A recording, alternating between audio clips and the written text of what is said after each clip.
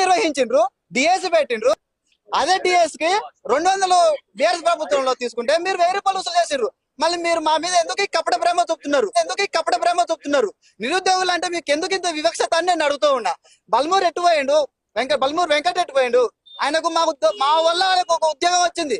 అదే రియాజ్ కు మా వల్ల ఒక ఉద్యోగం వచ్చింది. అది వాస్తవం కాదా?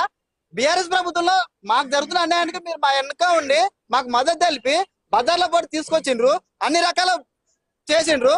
మాకు కాంగ్రెస్ వస్తే కలిసి వస్తుందని మేము ఎన్నో కళ్ళు కానీ పట్నం నుంచి పల్లెటూరుకు పోయి కాళ్ళు కంకణ కట్టుకొని కాంగ్రెస్ ప్రభుత్వం అధికారంలోకి వస్తే మా బతుకులు బాగుపడతాయని మా పేరెంట్స్ కాళ్ళు మోకి ఏళ్ళు మోకి మా బంధువులను మా ఫ్రెండ్స్ లని అందరూ ఏకదాటిగా వేసి కాంగ్రెస్ ప్రభుత్వం గెలిపించినాం.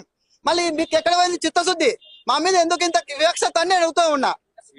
ఇంకొకటి, ఇప్పుడు డిఎస్ కి అన్నాగానే